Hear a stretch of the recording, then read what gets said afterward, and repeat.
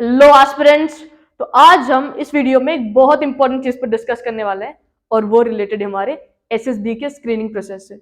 अब रीजन क्या है कि यार ये जो डे है वो इतना इंपॉर्टेंट क्यों होता है? देखो, तुम कितनी भी मेहनत कर लो, तुमने लेक्चरेट प्रिपेयर कर लिया, तुमने इंटरव्यू के लिए ढेर सारे क्वेश्चन सॉल्व कर लिए, तुमने साइक की बहुत सारी प्रिपरेशन करी, बट वो मैटर तो करेगी नहीं जब तक तुम स्क्रीनिंग नहीं होते हो, right? So first day the deciding day होता है, राइट?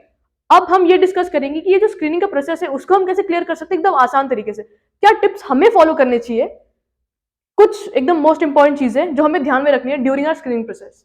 ओके, देखो, अब हमको ये तो मालूम है जो स्क्रीनिंग है वो दो स्टेज में डिवाइडेड है। फर्स्ट वन इज OIR और सेकेंड वन इज हमारा PPDT, picture perception and description test. OIR के लिए सिर्फ एक चीज करनी है, practice practice and practice. Make sure OIR का जो रेटिंग है वो भी तुम्हारा अच्छा हो। विदाउट OIR रेटिंग कोई भी चीज को इधर हल्के में मत लो, क्योंकि screening process is very much important. अगर तुम्हें तुम्हारी कला, जो भी तुम्हारी खूबी है, अगर वो 4 दिन में दिखाना है, तुम्हें यहाँ पे फर्स्ट डे को क्लियर करना ही होगा। तो कोई भी फर्स्ट डे कोई भी चीज को एकदम हल्के में मत लो। सो OIR की प्रैक्टिस प्रैक्टिस एंड प्रैक्टिस, जितनी प्रैक्टिस हो सके उतनी प्रैक्टिस करो। अब हम आएंगे PPDT पे। अब PPDT में क्या होता है? PPDT में हमारे पास दो चीजें करनी होती है। एक होता है स्टोरी फॉर्म करनी है, उसका नरेशन, और सेकेंड वन इज GD में पार्टिसिपेट करना होता है। यस, अब देखो, स्टोरी फॉर्म करते वक्त जब तुम्हें स्टोरी बनाते वक्त क्या बारीकियां याद रखनी है या क्या बारीकियों पे ध्यान देना है। फर्स्ट वन, जैसी पिक्चर शोकेस करेंगे 30 सेकंड्स के लिए पिक्चर दिखाई जाएगी। सो मेक श्योर जो जितने 30 सेकंड्स है ना, वो पूरी तुम सिर्फ और सिर्फ पिक्चर देखने में इन्वेस्ट कर दो। इसके अलावा जब भी तुम पिक्चर को देखने जाओगे ना, मेक श्योर तुम उसके बैकग्राउंड से स्टार्ट करो। जितने अच्छे से बैकग्राउंड समझ आएगा ना, बैकग्राउंड क्लियर हो गया, उसका आना कि नंबर ऑफ कैरेक्टर्स क्या है और वो कैरेक्टर्स क्या काम कर रहे हैं। बैकग्राउंड क्लियर हो ना तो ऑटोमेटिकली आधी से ज्यादा चीजें सॉर्टेड हो जाएगी। So make sure picture observe करते वक्त तुम्हें फोकस किस पे करना है? Completely on the background. Okay, अब स्टोरी बन गई। अब स्टोरी के बाद हमारा आता है नरेशन वाला पार्ट एंड ग्रुप डिस्कशन वाला पार्ट। नरेशन वाला पार्ट और ग्रुप डिस्कशन वाला पार्ट। अब नरेशन में तुम्हें क्या बोलते हैं कि तुम्हें बताना है कि तुम्हारी स्टोरी क्या थी, तुम्हारे स्टोरी के अंदर पिक्चर कितने हैं, तुम्हारा एक्शन क्या है और तुम्हारी स्टोरी क्या है। ठीक है, तो सबसे पहले तुम क्या एक स्टेटमेंट दोगे? As I perceived the picture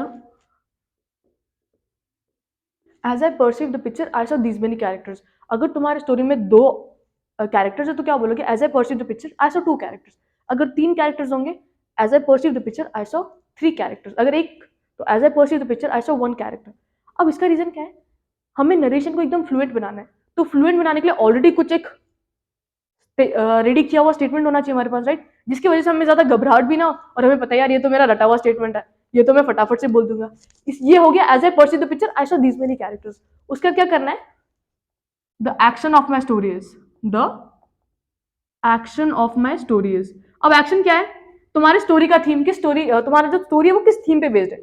देखो, फर्स्ट लाइन क्या बोलना है? As I perceive the picture I saw these many characters. Second one, the action of my story is this this this. और third is my story goes like this. अब देखो, already कुछ statements हमें learn है ना, यहाँ पे learn learn कर लो इसको, ताकि जब तुम नरेशन के टाइम पे जाओगे तो वो काइंड ऑफ फ्लुएंसी तुम्हारी झलके। भले ही तुम स्टोरी में कहीं कहीं कहीं जगह पे अटक जाओ, बट अगर स्टार्टिंग बेहतरीन होगी ना तो एंडिंग में ऑटोमेटिकली बेहतरीन हो जाती है। तो ये चीजें, ये स्टेटमेंट्स को ना अच्छे से कर लो। First, as I perceive the picture I saw this many characters. The second one, the action of my story is this this this. जिस भी थीम के अराउंड तुम्हारी स्टोरी है वो उधर बता देना। Third one, my story goes like this. जैसे ये बोल दिया उसके बाद तुम तुम्हारी स्टोरी नरेट कर देना। सिर्फ 1 मिनट मिलते हैं, सो मेक श्योर जो तुम्हारी स्टोरी है वो फटाफट फटाफट तुम नरेट कर दो। अब ग्रुप डिस्कशन में घुसना is kind of very difficult. तो हम क्या करेंगे? हम यहाँ पे एक चीज कर लेंगे, दैट इज जैसे ही सबका नरेशन खत्म हो जाता है ना, तुम्हें फोकस करना है कि यार कौन सा जो भी बंदा लास्ट में उसका नरेशन जैसे ही खत्म होगा, तुम एक स्टेटमेंट डाल दोगे, do you guys agree that there were these many characters. Do you guys agree that there were these many characters. तुम्हें क्या एक प्लस पॉइंट मिल गया कि तुमने ग्रुप ग्रुप डिस्कशन को इनिशिएट भी कर दिया। और अब देखो, यहाँ पे तुम्हें कोई क्रॉस कट या क्रॉस क्वेश्चन नहीं करने वाला, या तो लोग बोलेंगे हाँ या तो बोलेंगे ना, राइट? अगर उन्हें लग रहा है कि यहाँ 3 कैरेक्टर्स है तो यस देयर आर 3 कैरेक्टर्स, सो वो लोग हाँ या ना बोलेंगे। तो यहाँ से तुम्हारे ग्रुप डिस्कशन को इनिशिएशन मिल गया।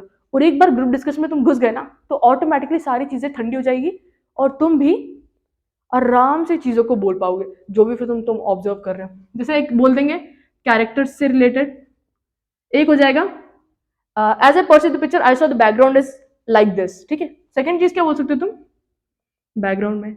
और अगर गलती से कभी फिश मार्केट बन जाता है, फिश मार्केट, तो क्या करना है सर, एक छोटी सी चीज कर दो, that is gentleman we are not able to hear anyone, let us speak one by one.